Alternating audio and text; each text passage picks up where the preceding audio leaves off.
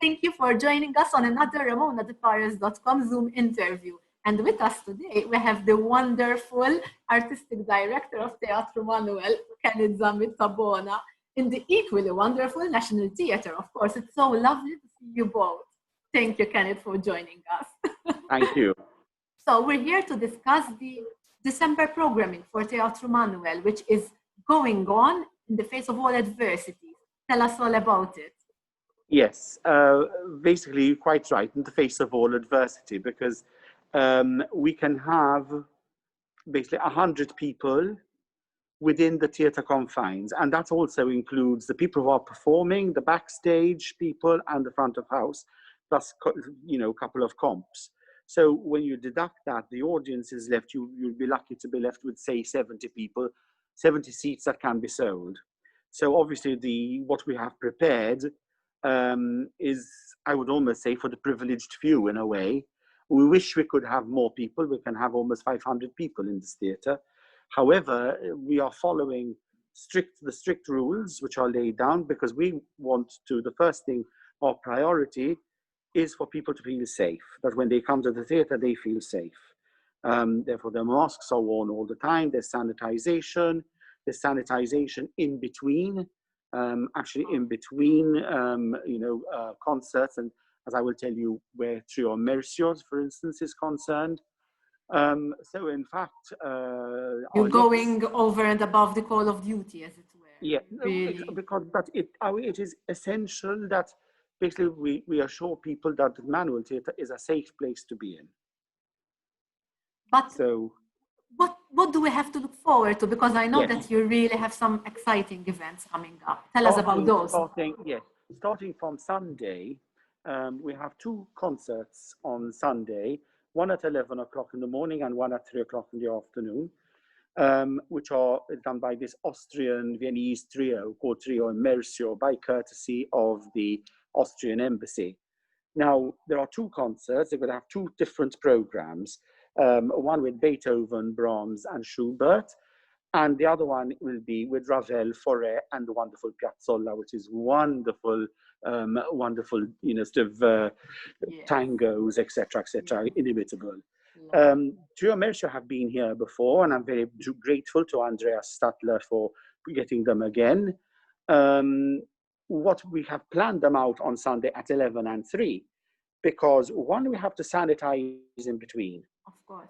Because obviously, exactly, so we have the audience at 11, and obviously it's an hour, so till 12, and then till 3 o'clock, there's a sanitization. Brilliant. So people can come in and feel safe.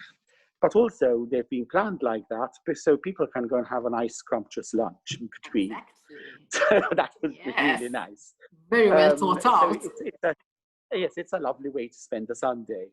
So basically, these are little enhancements which we at the theatre are basically of thinking of actually implementing more of this sort of thing. We used to be a bit rigid before, that everything has to start at 7:30 or at 8 o'clock, blah blah. But sometimes, the exigencies of modern life and people, how people react today, I think, vary a bit, and we should be more adaptable. We should be more adaptable, to what people want and what people feel comfortable with. And I believe you have taken that very approach, even with respect to, because, for instance, this year, there is no Panto for obvious reasons. Exactly. But there are performances that I believe will, So we've got more or less like almost three performances, four, in fact, performances, because if we count the Vibe concert, the Christmas concert, but that we always have anyway, Panto or not. However, that the next one will be the Christmas Carol. And the Christmas Carol, obviously everybody knows Christmas Carol by Charles Dickens. This is going to be an adaptation, a special COVID-friendly adaptation to the novel by Charles Dickens. I have the absolutely gorgeous Paul Portelli as Scrooge. He's absolutely fabulous.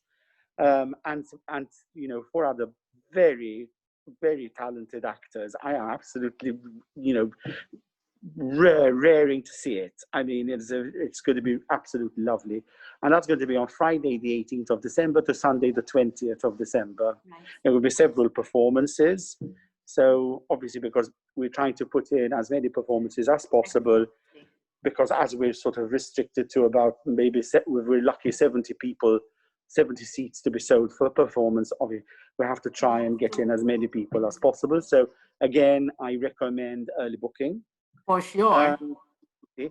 Then we have the Valletta Baroque Ensemble's Christmas concert with, you know, usually the people today know Vibe. Vibe was sort of born out of the Baroque Festival.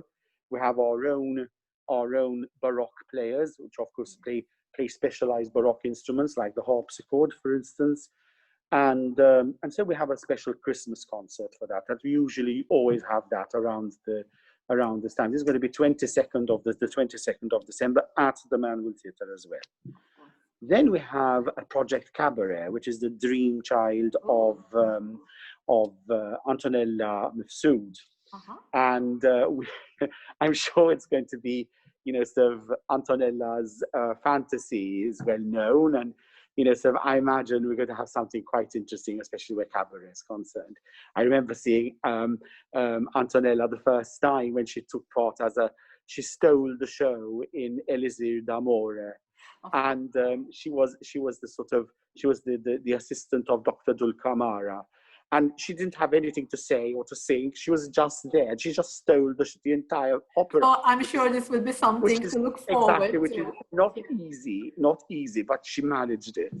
Then we have the Project Cabaret, which is basically from Sunday on Boxing Day until the 27th, on 2 days.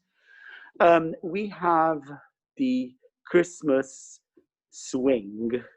And the Christmas Swing is going to feature Nico Darmanin, our wonderful, charismatic young tenor, who was in fact our last major show was the opera last March. March, of course. He had very, very difficult Rossinian tenor role.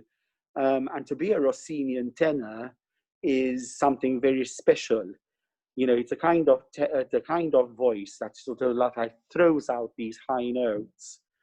You know, so in this spectacular fashion. Will make a lot of people's tenore. It's called tenore di petto. It's a very particular type of tenor voice, and he's got it.